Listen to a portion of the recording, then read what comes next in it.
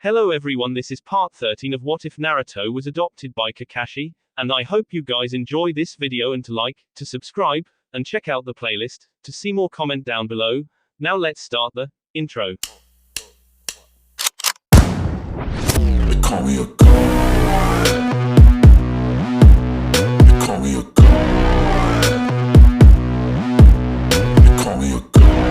It had been a couple of weeks and from the new training and D-rank missions things were going well for Team 7. Although the new training on top of any old training was going well, they all felt like they were getting much stronger now as well.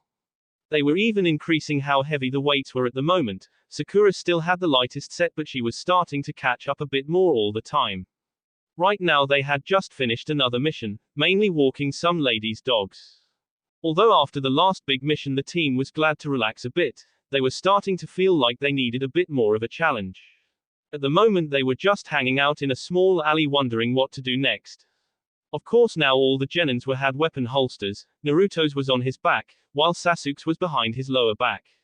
Sakura had used the holders for her tonfas behind her back as well, as it was the easiest place to keep them. Oh man, I'm so bored, Naruto whined. Why couldn't we have trained or done more missions? Plus teams 8 and 10 are busy with their own missions. This just sucks. Well, why didn't Kakashi-sensei wanted to continue with training Naruto? Sakura asked him, feeling just as bored. Although the training she was getting made her feel stronger, the fact that Anko was helping her with the weapons was something that she looked forward to and dreaded. The woman was good, there was no question about that, but the woman also was scary. I don't know, Naruto shrugged. Maybe his dad just needed some time, but the only thing he said was that there was someone he needed to see and just disappeared. This is pointless, Sasuke said, pushing himself off the wall. We should train or something, if not then I can go home and work on my fire jutsus.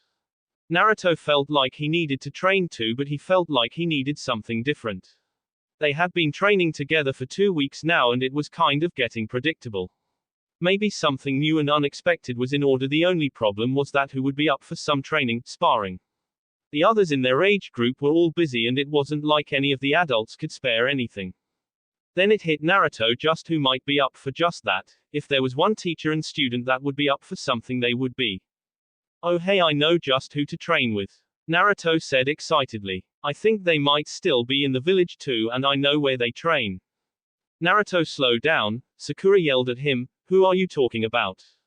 Oh right, sorry. Naruto scratched the back of his head, slightly embarrassed. Well, you know Hinata-chan's cousin.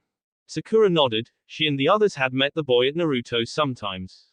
He was kind of cold, although Ino loved the boy's hair and was even a bit jealous of it as well. She remembered how the cool Hyuga boy had been surprised when Ino ran up to him begging for his secrets of his hair care. Yeah, well, Neji's team is a year ahead of us and he's been trained by Uncle Guy. Trust me, he'd love to have his team go up against ours just because he's my dad's rival. There was another reason, and that was because Naruto wanted another sparring match against Lee.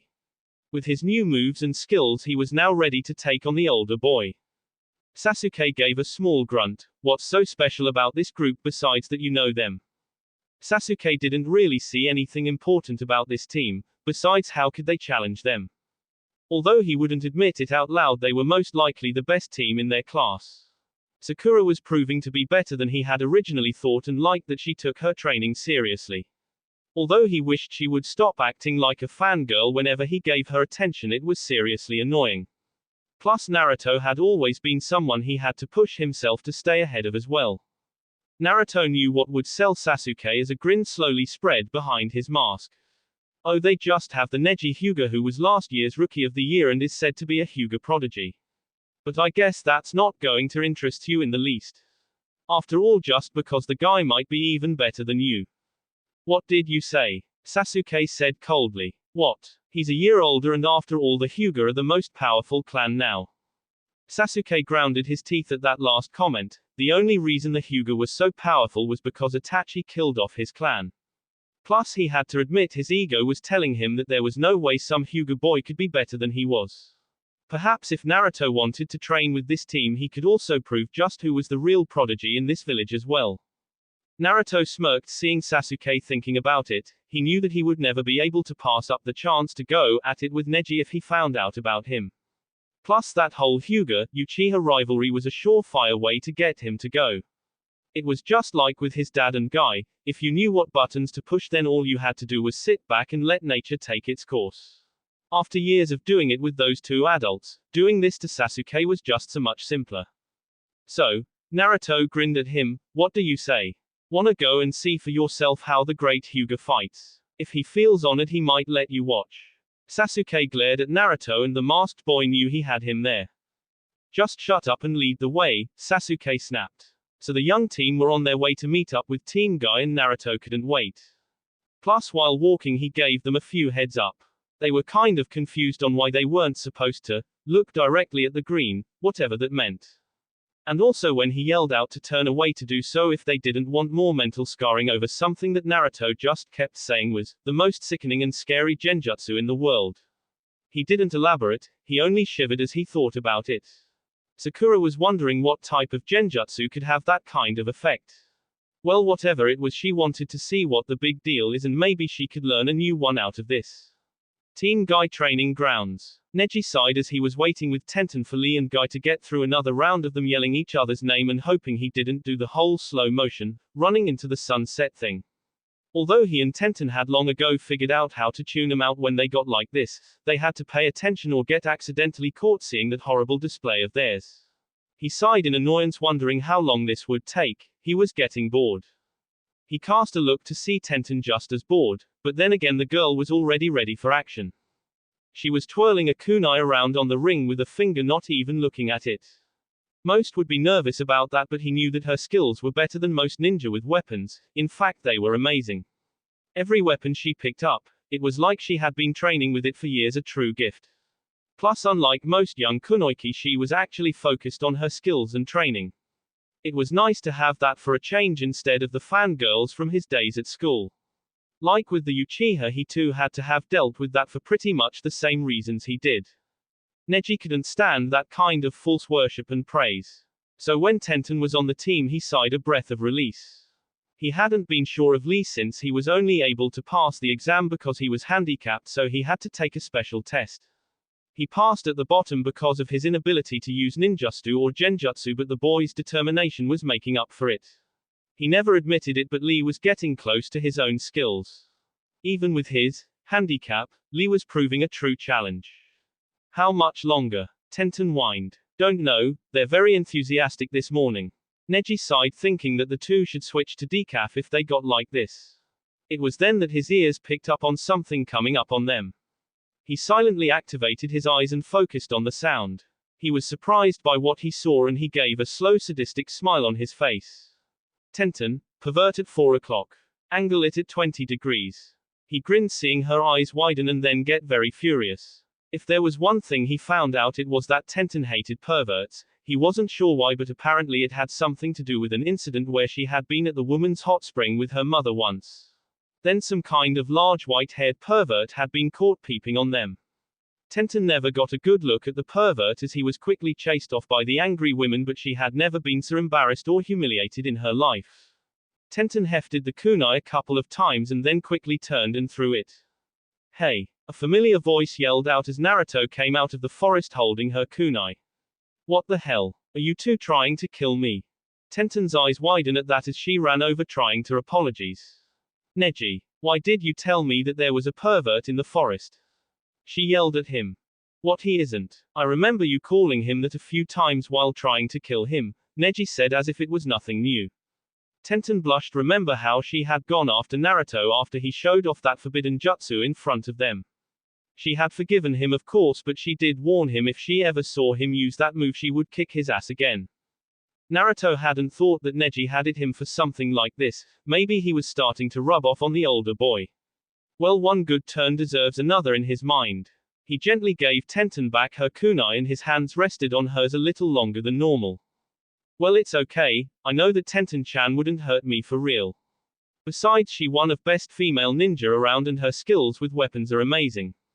Plus she's one of the cutest girls too. With that he gave her a wink making the slightly older girl blush a bit before pulling her hand back. This had several effects as Team 7 had come out in time to see this. First was Sasuke raising an eyebrow wondering what the hell was going on. Sakura instantly became jealous of how Naruto was flirting with this girl, an older girl at that. But the effect that it had on Neji was just the reaction he was hoping for. Neji's hands clenched so hard he could see them going white, and the look in his eyes showed that he wanted to kill the masked boy. Naruto knew that Neji had a crush on the girl, and this was perfect evidence for it. Sure, Tenten was cute, but he had other things in mind for a possible girlfriend. Although he did like using those lines he got from his dad on how to compliment a girl. She looked so cute blushing like that. Anyway, if this didn't get Neji off his butt and do something, then someone else would ask out Tenten and then he'd be out of luck. Naruto-kun, came the voice of Guy as he walked up to them smiling. I'm glad for a visit from you, my most youthful friend, and I see you brought the rest of the team of my eternal rival as well. Naruto, Lee said, jumped over to the other boy. I'm glad you came. I am eager for our rematch and I will not lose again to you, as I've found a way around that move.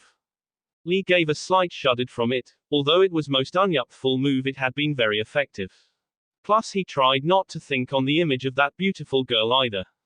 But then his eyes drifted over and they widened. Before Naruto could say a word, Lee had just moved quickly to be in front of Sakura. He knelt down in front of her, taking one of her hands. And this must be Sakura, Lee said with stars in his eyes. You are just as beautiful as Naruto has claimed. No, you are even more beautiful than that. Please go out with me. I will protect you with my life. Sakura was shocked by all of this. He was coming on pretty strong for her. He might have been cute if it wasn't for the hideous green suit he was wearing, and she couldn't stop staring at those huge eyebrows. They looked like caterpillars on his face or something. She knew that she had to do something. She didn't want to break his heart or anything. After all, Naruto was always nice to people, even letting him down. She remembered how he let down several of the fangirls back at school, and that was one of the reasons the girls liked him. Unlike Sasuke, who had just ignored them, at least Naruto had been nice about it. It was just one of the things that kind of rubbed off her over the years being friends with Naruto. She quickly looked around and he was too far away, but Sasuke was right next to her. She quickly grabbed his arm in hers. Sorry, but I'm dating someone already. Lee's mouth hung open, as did Naruto. When did that happen? Naruto thought about seeing his crush locking arms with Sasuke. He knew that Sakura was a bit confused on who she liked more, but when did she choose Sasuke? He felt a little depressed at losing to him in this, and although he just wanted Sakura to be happy, he had wished she had chosen him instead. Sasuke wasn't sure what she was playing on, but when he was about to object, he felt her nails suddenly dig into his skin. He stopped himself from yelling and gave her a glare. She quickly leaned in and whispered something to him. Please just go with it. I don't want him to think he has a chance. I'll owe you one and you just have to name it Sasuke-kun. She quietly said. He thought about it. Normally he wouldn't even think about it, but she was a teammate and lately he had been thinking on what that meant. All those stories that Kakashi told him of Obito, who by now Sasuke was sure that Obito was the most original Uchiha of all time, he had been thinking about what his team meant to him. Now Sakura was asking for help. Although posing as her boyfriend wasn't something he would have liked to have done, she did say anything. He would have to think about it, as he would ensure that he got something really good back in return. Yeah, we're dating, he simply said as Lee hung in head in depression. The power of youth is in you too, and fear not, Lee, there will be other opportunities for you to share your own youth with some lucky girl. Guy proclaimed, making Lee perk up a bit at that. Then he turned to Naruto, who was glad he had on a mask at that point so no one could see his face. So Naruto, why have you visited us this fine day? Naruto was brought out of his slight depression at the reason they were even there. Oh yeah, well, it was just that we were kind of bored and we were hoping that we could spar against your team. I know that I want to show off some new moves against Lee here. And don't worry, I won't use that jutsu against you. He quickly cast a nervous look to Tenten before looking back. Guy-sensei, please let us spar together. I too wish to test myself against Naruto again, and I want to see how well we both have improved. Lee pleaded with Guy. Guy thought about it and it wasn't a bad idea actually. It would help both teams improve and also could help them to become stronger for it. So it was agreed that the teams would pair off for the sparring matches. Sakura against Tenten, Sasuke against Neji, and Naruto and Lee were eager to go at it. Guy would oversee everything and his word was final. When he said to stop, they were to stop. So with a raised hand he looked at all three ready to go, and then he dropped his hand. The three sparring matches started off right away. Sakura and Tenten were sizing each other up. Sakura pulled out her tonfas ready to give the girl a fight. Tenten smirked and from a scroll pulled out a set of her own. The older girl twirled them around with more confidence and speed than Sakura knew she had ever done. I hope you don't mind, I never get to use these much and I'd love to spar against someone who is training to use them. When most ninja just use kunai and shurikens, things get so boring. It's nice to meet another ninja that likes to fight with something more unique. Tenten smiled as she got ready. Sakura struck out with her tonfa and wasn't surprised the girl was able to block and counter-attack. Before the match, Naruto gave her a warning that Tenten was a master of weapons. It was her specialty. This made Sakura realize that she had no chance against a weapons master, but she wanted to improve herself, and Anko always said to fight those stronger than you to improve. So she fought back as both girls fought with the weapons. The clacking they made as the weapons hit was nearly a constant beat. Both girls twirling them, throwing out strikes and trying to go for any grapple moves with the weapons. Tenten was scoring more hits and was a bit disappointed. She had been hoping for more. Sakura knew that she wasn't fast enough and jumped away to give her some space. Giving up already? Tenten asked. No, I just need to take these off, and with that Sakura hit a simple latch on the new weights that let them drop off easily. First her wrists and then the ones at her ankles. Now Sakura felt a lot more mobile, now she felt better. She came back at Tenten with a lot more speed and aggression now, and the older girl was surprised. The blows were a lot harder now and she was surprised the younger girl had that kind of power to her hits. The battle only intensified as the girls were moving all over the place trading blows. Although Tenten did get in the most shots, it wasn't as many now and Sakura's blows were getting better too. Tenten wasn't sure who taught the young girl to fight, but it was a vicious style. There was some agility to it, but the strikes were to do maximum damage with little effort. She would have to ask who taught her by the end of this. With Neji and Sasuke, the two boys were already in a staring match. Neither one wanted to be the one to make the first move until they felt they had an opening. Each of them were child prodigies of their clan, and their own clans had been rivals ever since the day the Hyuga came to Konoha. As the only two clans with powerful eye bloodlines, of course rivalries would spring up, and of course many debated which was better, the Sharingan or the Byakugan. You will learn that there is reason that the Hyuga clan is the strongest in the village, Neji said to the dark-haired boy. Talk is cheap and I'll show you just why my clan was so feared and respected, Sasuke said back and started his charge. Neji and Sasuke stared off with taijutsu skills, Sasuke's intercepting fist styles against the gentle fist style of the Hyuga clan. Neji stayed where he was defending or deflecting the blows, while Sasuke's movements were more pronounced. The Hyuga style didn't have many kicks as it relied mostly on the hands and arms. The intercepting fist was a bit more open than that and allowed Sasuke more types of attacks. He jumped up for a kick and wasn't surprised the other boy blocked it, but Sasuke spun and the heel of his foot made an arc in the air, sweeping downward into a modified axe kick to Neji's head. But Neji saw this coming and threw his other forearm forward to block the downward kick. Both boys moved back after the attack, and after a second of studying the other went back at it again. Neji was striking out with lightning speeds with his fist trying to hit the Uchiha boy. Sasuke just focused on dodging the blows and it was working as Neji was getting a little frustrated. Sasuke smirked at the boy. Your eyes are said to see everything, but that's not true. There is one thing that they can't see. And what is that? Neji asked as they didn't stop the fighting. They can't see the future, and with my eyes I can see every move you make before you do it, Sasuke smirked. With his eyes he could see the subtle movements in his body telling him what his opponent was thinking of doing. He could see where the chakra was going into his body, and it was like the other boy was moving slower. But Kakashi had explained that it was how his brain was interpreting the new information of his eyes.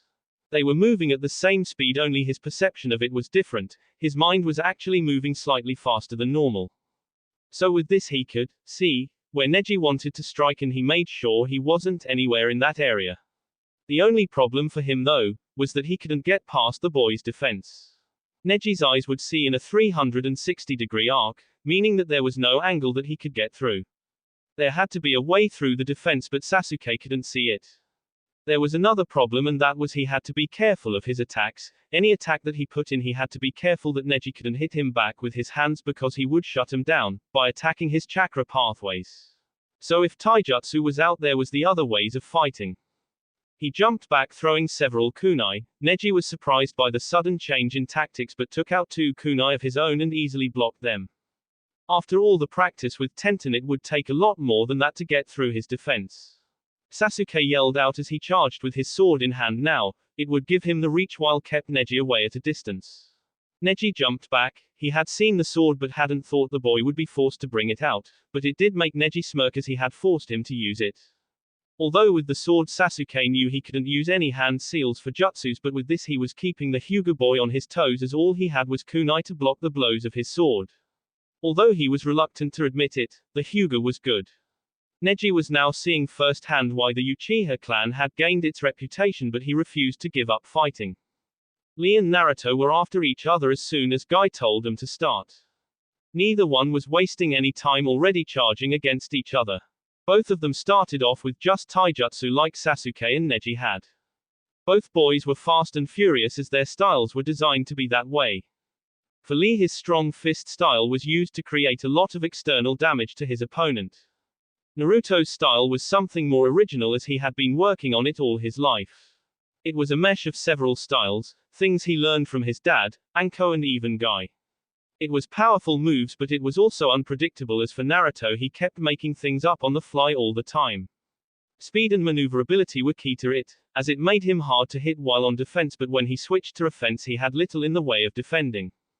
It was complex, but for Naruto it just fit him. He had yet to give it a name as he wanted something really cool for it. Now both boys were eagerly going at it, trading blows with reckless abandon but both loving it. Naruto knew that he was no match for Lee with just limiting himself to taijutsu, but he wanted to see how far he had come against someone like him. But Lee was just too fast, and what bothered Naruto was that he knew the green-clothed boy had on weights on his legs that were much heavier than his. Yosh. Naruto-kun, your abilities have gotten a lot better. Lee proclaimed. Yeah, but I'm still not a match for you, Naruto said back. Then please don't hold back, I want you at your best, Lee told him. Okay, it's your funeral, her smirked, making over a dozen shadow clones. They all charged Lee, but he simply destroyed them one at a time. As Lee was doing this, Naruto was thinking of his next move and called up one of his special shadow clones. This single clone jumped out in front of Lee and just stopped. Lee was a little confused at the clone as it winked at him, and then suddenly exploded. The force was enough to send up dirt everywhere, blinding the boy for the moment. Then he felt a kick to his front as Naruto had used that distraction to get in a flying kick on Lee. That was a most excellent move, Naruto-kun, but I will not fall for it a second time, Lee said, charging Naruto again. Naruto went into a set of hand seals before crying out his next jutsu, wind style, air armor. There was a green molding of air around his body. Lee's fist came flying and Naruto tried to dodge it. Lee had thought he would get a glancing blow until he felt that there was wind around Naruto. It seemed to deflect his fist even more and he saw the bandages on his arms starting to rip up. He jumped back, avoiding a kick by Naruto. Naruto smirked under his mask, like it. I just learned it. It's called air armor and it covers my body with wind. It's supposed to shred anything that comes in contact with it, but I'm still working on it. For now, unless you hit me directly, you'll just slide off and you'll get damaged because of it. Naruto was proud that he had managed to get some headway in the jutsu, although it was far from perfect. He was more ahead with the air blade, but he didn't want to end up killing Lee by accident. His dad forbade him from using it in sparring until he had more control. But this would help even things out as Lee would be forced to aim for more direct hits, and by the smiling form of Lee he was all up for the challenge. Guy was proud of how well the Genins were doing. He had been thinking that now was the time for them to take the Chunin exams, but seeing him against Kakashi's team, it was obvious that his team was quickly catching up and would be ready for the Chunin exams themselves at this rate. He smiled at the thought of his team and his rival's team both competing in the exams. If this was any indication, Kakashi's team would be a tough one to beat this year. Both teams had a similar setup as he watched them. There were the two prodigies, two very determined kunoichi, and two boys who were geniuses of hard work. The girls were running out of energy first, it seemed. Tenten didn't have the chakra or stamina that Neji or Lee had. The two geniuses were refusing to give the other any slack. It was almost a grudge match and he was a bit worried because of how intense it was getting. Lee and Naruto were having fun with the spar, although both looked a little worse for wear as they were both the type to charge in first no matter what kind of damage they gained. After 15 minutes, both Tenten and Sakura had stopped panting and sweating, and Sagai called their match to an end. Both girls nodded to each other, a little respect showing as they went to get something to drink. But the boys kept on fighting, and when 30 minutes had come and gone, Guy felt they were getting pretty close to ending things. He decided that they had enough and raised an arm. "That's enough, the rest of you stop," Guy bellowed out. The four stopped, but they didn't look happy at it. "Oh come on, we're just getting started, right Lee?" Naruto asked his partner. "Yes Guy-sensei, please let us continue," Lee asked. Neji and Sasuke, although looked nearly exhausted, were still giving each other determined looks. Neither of them wanted to back down either, as there was still no clear winner. Guy shook his head. "I think you all have done enough. In fact, I'm proud of my rivals' team to have lasted as long as they could against a more seasoned team. This means that we'll have to increase our training to become even stronger when you next meet." "Yes, Guy-sensei," Lee said with tears running down his face. "Oh god no," Naruto muttered, quickly turning away. Sakura and Sasuke were wondering why when they noticed Neji and Tenten quickly doing the same thing. Then that's when it started, first with Lee and Guy calling out to each other over and over, and then they started running towards the other. It was then that suddenly a sunset came out of nowhere and the two were at a beach of all things. They ran into each other hugging as a giant wave crashed against the rocks. Sasuke looked sickened at the image, but unfortunately he hadn't turned off his Sharingan. The image was burned into his mind for all time, and for years this image would haunt his dreams like it had so many others in the village. Sakura now understood what Naruto meant. She tried to cancel the genjutsu, but to her horror she couldn't. She tried to figure out how he even made it. If she could copy this, it would be something that could really throw her enemies off. That is, if she could ever get over the image herself. Team 8 was once more in front of the Hokage and his staff as they reported a completed mission. Although it was just a dog walking on, although Kiba didn't mind it so much, plus Akamaru got to make some new friends as well. But as Kurenai was making the report, he couldn't help but be bored. He was sick and tired of these kid missions and wanted something better than this. When the Hokage heard the report, he was looking for other missions to give them, still all D-ranked as well. Aruka, who was there filling in before the new school season started up, read off all the lame, in Kiba's mind, missions. He just couldn't take it anymore. He knew that Hinata was too kind-hearted to say anything, and Shino never said much anyway, so it was all up to him. "Oh come on, can't we do something better?" Kiba asked. "Kiba?" Kurenai snapped at him, and he did flinch, but he still didn't seem deterred. "But we've done these kinds of missions for months now. Aren't we ready for a real mission yet? This kind of stuff is lame and we can't get any stronger by doing this stuff. Can't we at least do a C-ranked mission?" "Kiba, that's enough," Kurenai told him in a stern manner. "I know you want to do more, but I have to think of the entire team and not just you." Kiba didn't like it one bit. "So you're saying as a team we're weak?" Kurenai noticed the reactions that got out of her other team members. Shino arched an eyebrow at that, which spoke volumes, she learned. Although she wasn't sure what the young bug user was actually thinking. Hinata looked down and she knew what the young girl was thinking. She was most likely blaming herself for this, like always. Kurenai mentally sighed thinking about all of this. Her team had great teamwork, but they lacked experience. Plus she wasn't sure how they would deal in a life and death situation and would like to train them a bit more. However, everyone's attention was suddenly attracted to loud sounds coming from behind them. "Where are you going? We have to wait," came a female voice.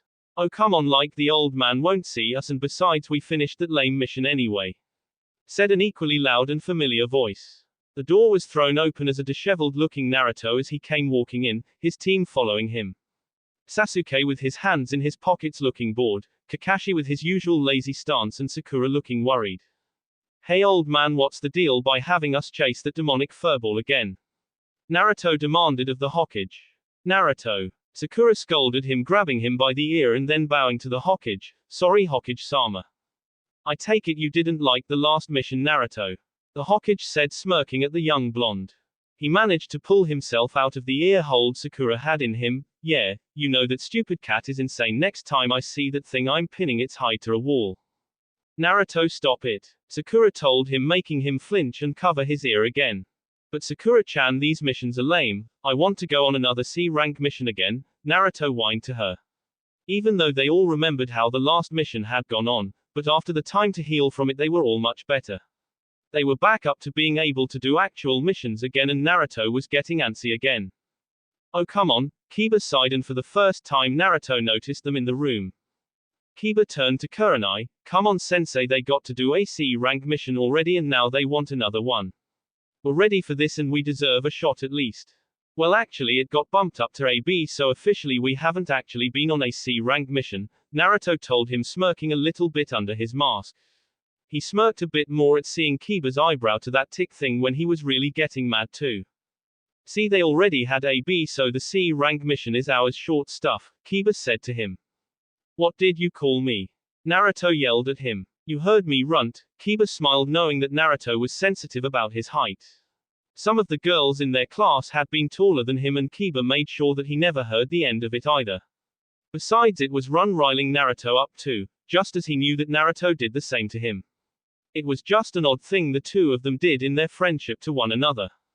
His sister often described the two of them as two dogs trying to get the alpha position while both trying to get a bone. That had been lost on Naruto when he heard it, but to Kiba and anyone else in his clan that made perfect sense. Kurenai and Kakashi shared a knowing look. They both knew how this could turn out and how Kiba and Naruto got when they were together for too long. First the name calling, then the arguing, and then both boys would be soon on the ground trying out every grapple hold they could think of. Normally they would let the boys do it just to let them blow off energy, but being in the Hokage's office was not the time and place for it.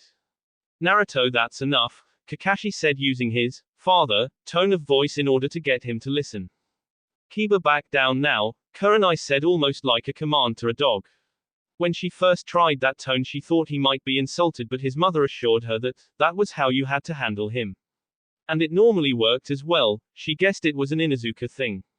All that time spending with dogs, she guessed there would be some transference. Now that she thought about it, she guessed the same was true with Shino and his clan as well. She never thought about that before and wondered if other clans in the ninja world that bonded with animals had the same thing going on with them as well. But that was something to think on at another time as Iruka cleared his throat after the boys had finally settled down. Well, we only have one C rank mission anyway and the pay for it only means one team can go, Iruka said looking at the file.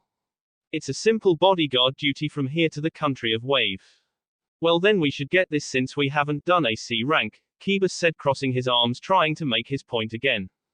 Hey, no way, I'm getting stuck with stupid D rank mission like said, Naruto shot back at the taller boy. Iruka sighed, I'm not sure either team should do this, Hokage-sama. Given what happened the last time the Genins went on a C rank mission. He said referring to the mission Naruto had told Kiba about. He really liked these kids and he didn't want them to get hurt. He had seen how they were after the last mission and it was only now that Team 7 seemed to be back to normal. The Hokage nodded his head knowing what he was talking about as well. Although it wasn't uncommon for mission ratings to change, given what happened to Team 7 and the emotional shock that it gave them, he was reluctant to give it to either team. Team 7 had just got over things and he wanted to make sure that they were truly alright. Then he had Team 8 who was still green, as it were in dangerous situations. So he wasn't sure if he should give this to either team or just assign a couple of chunin for it. Naruto frowned behind his mask. He really wanted to go on a new mission, so why couldn't they do this? He knew how the last mission went, but if the client could only afford one team, then how could he make sure his team was picked? He looked over at Team 8 and saw that Hinata was looking down at the floor deep in thought. He knew that expression on her face, she was doing that self-doubt thing again. Maybe she needed this mission as well. He knew that she had a need to prove herself just like he did, but for her she had to do it for her entire clan.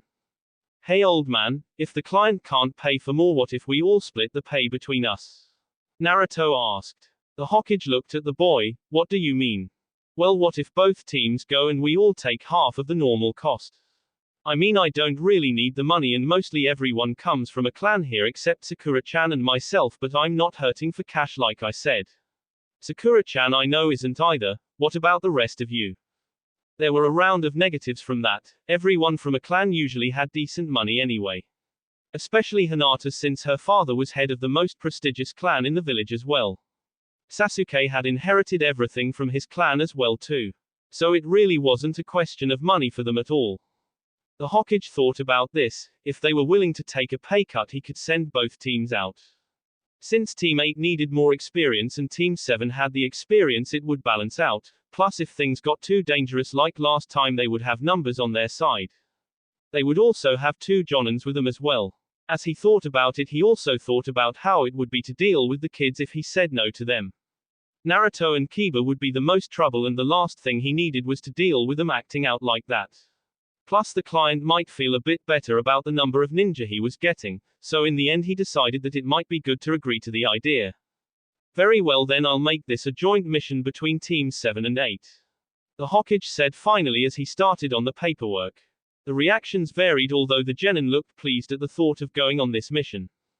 Hinata herself felt great about this for two reasons. First was that she was going on her first C-rank mission. This would be her first real mission and first time outside of the village. The second was the fact she would be spending time with Naruto on the mission as well. She blushed a bit as she thought of that, and she hoped that she could work up the courage to express her true feelings for him. For a while now she had been wondering if she should or shouldn't say anything. But a few days ago Naruto had been kind of depressed, and when she asked why, he told him about the sparring with Neji's team and how Sakura had said she was seeing Sasuke. She knew that Naruto had a crush on his teammate, but although she felt bad that he was depressed over it, she knew now that with him not chasing after the girl anymore, she had a chance now. So who is the client? Kurenai asked, breaking Hinata out of her thoughts. Ah yes, please send in Tazuna, the Hokage said. A moment later the door opened and an old man with grey hair, a beard with glasses stepped out. He was dressed somewhat poorly and smelled strongly of alcohol as well. He staggered a bit, showing that he had been drinking before the meeting as he looked at the people in front of him. He seemed to be studying them and forming an opinion. HN, a bunch of damn kids. The two adults, I don't mind, but what's with this? I thought I was paying for ninjas, not a punch of wet behind the ears children. Tazuna said. Hey. Both Kiba and Naruto shot at the man, as well as a cold look from Shino and a small glare from Sasuke as well. We are ninja. Great, a boy that smells like a dog and a midget in a mask thinking they're playing ninja. The old man sighed seeing the two boys. Kakashi sighed at this. The mission hadn't even officially started and already he knew that this was going to be a very long one. He made a mental note to make sure he brought some aspirin, as he could already tell that Kiba and Naruto would not get along with this man on the mission, and it was a long way to wave as well. Later, by the large gates of Konoha, both teams were getting ready, well, the majority of them. There were still two members still not counted for, and they were the Hatake men. So far both were an hour later, and Kurenai was getting impatient. She remembered that Kakashi was generally late as some sort of personal rule for some reason. However, she wasn't sure if Naruto picked up on that habit. Do you two have any idea where the Hatakes are? Kurenai asked the two members of Team 7. Sasuke just shrugged as Sakura looked a bit embarrassed for her late teammates. I honestly don't know. Naruto is usually one time, but our sensei, well. Sakura trailed off, not sure what to say. Hey guys. Everyone looked to see Naruto walking with a backpack, happily walking up to them. Kurenai looked at the young boy with her arms crossed as she walked up to him. He stopped when the women got in front of him. He knew that look. Anko got that look in her eyes too when she got annoyed with him. He gave a smile up to him, closing both eyes, making him look like a mini Kakashi in a way. Where were you and where's your father? Kurenai asked him. Don't know, Naruto shrugged. I mean, he's normally late, so I decided to take it easy and get in some ramen before we left. Naruto then looked to see the annoyed looks on his friends. What? You all know my dad is always late, so why bother showing up on time? He's got a system. Unless it's life and death, he won't be on time. If it's a mission, he's usually an hour late, and if it's training or something he can blow off for later, he can go from 2 to 3 hours late. So instead of just waiting around for his lazy ass, I went to get a snack. Kurenai sighed, pinching the bridge of her nose. Although she hadn't had any missions with Kakashi before, she knew his reputation, and so she should have expected of this. It also didn't help that for the past hour they had to keep their client happy while they waited. That was already giving her a migraine, as the old man and Kiba were already at each other's throats. So your father should be here soon then? She asked him. Yep, he shouldn't be too far away actually. He told her. Naruto then saw Hinata and he needed someone to talk to. He'd been kind of depressed losing out to Sasuke, and although he hadn't really talked with Sakura about it, he didn't feel up to talking with her. So he decided to walk over and join his best friend. He gave her a warm greeting as she blushed and greeted him back. Hinata was glad for this mission already. This would be the longest time she would ever spend with Naruto in her life, and maybe on this trip she could finally work up the courage to talk to him. The two young teens started talking, mainly just about ordinary things, although they were being watched by Kurenai slightly. Kurenai was well aware of the young girl's feelings for the boy, and watching him now she could see just how badly the young girl had it. She remembered being at that age, so unsure of yourself, and then when boys came into the picture things got very complicated. Looking at them she had to admit it was very cute image, it was just too bad that Naruto didn't seem to notice. Although how he never noticed was something that she couldn't figure out, but then again Naruto seemed to have an odd intellect. At some points he could catch on or figure things out in surprising ways, but sometimes he could be so dense it was frustrating. The boy was just totally unpredictable, but there had to be a way to get him to listen. Also she wondered why not one bothered to tell him. Well, Sasuke, she reasoned, didn't care. Sakura had her own reasons. He and his teammates she had asked, too embarrassed if Naruto found out that she liked him. Kurenai shook her head at just how complicated things could get in relationships, but as Anko always told her, that was part of the fun of it all. Perhaps she could use this mission to help the young girl out. Hinata was turning out to be very precious to her. The young girl had such a pure heart that Kurenai couldn't help but care for her. She cared for her entire team, and that was why she had been nervous about taking this mission. She didn't want to see them hurt. Maybe she shouldn't take things so easy on them, but this was her first team and her first job as a jonin. It was then that finally Kakashi decided to show up. He gave some lame excuse as usual, but Kurenai just tuned him out. She knew the kinds of excuses he always had from meetings anyway, and that they weren't true at all. Hyuga compound. Hyuga was in his study working on several clan affairs that needed him to look at. Being a clan head was always a busy task. He had to not only have the usual political meetings and dinners with the elders, and of course with certain business contacts that his clan dealt with. There was also the paperwork such as request forms, new buildings to be created, more supplies needed, wages needed to be handed out, and so on. Plus there were those that needed to be sent to the Hokage for missions that clients asked for their special talents specifically, so he needed to send over those that fit the missions. Some of his clan were already in the actual ninja forces like his daughter and nephew, but not all their clan went through the academy. So some Hyuga, although were trained as ninja, not all of them were actual ninjas.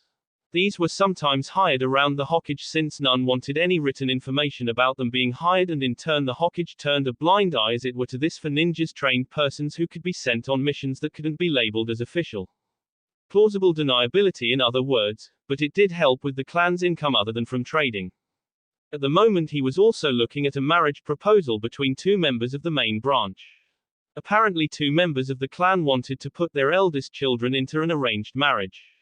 Hiashi never was one for these, but it was clan tradition, and as head he had to uphold those traditions.